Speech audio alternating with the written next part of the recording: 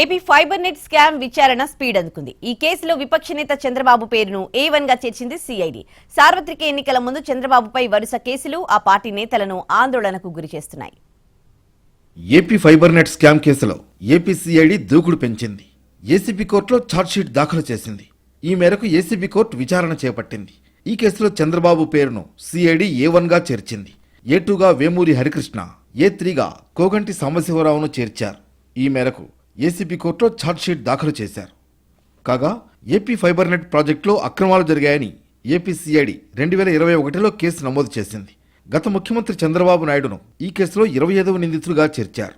114 కోట్ల దుర్వినియోగం చేశారని సిఐడి ఎఫ్ఐఆర్ నమోదు చేసింది. అయితే ఆ తర్వాత జరిగిన విచారణలో భాగంగా చంద్రబాబు పేరును A1 గా చేర్చారు. ప్రస్తుతం ఏసీబీ కోర్టులో విచారణ జరుగుతోంది. గత ఏడాది స్కిల్ స్కామ్ డెవలప్మెంట్ కేసులో చంద్రబాబును అరెస్టు చేశారు పోలీసులు. రాజమండ్రి సెంట్రల్ జైలులో 50 రోజులకు పైగా రిమాండ్ ఖైదీగా ఉన్నారు. ఆ తర్వాత మధ్యంతర బెయిల్ రావడం జరిగింది. అనంతరం హైకోర్టు రెగ్యులర్ బెయిల్ మంజూరు చేసింది. దీంతో ప్రస్తుతం ఎన్నికలకు అన్ని రకాలుగా సిద్ధమవుతున్నారు చంద్రబాబు. ఇటువంటి పరిస్థితులలో వరుసగా చంద్రబాబుపై కేసులు నమోదు కావడం ఏపీ రాజకీయాల్లో చర్చనీయాంశంగా మారింది.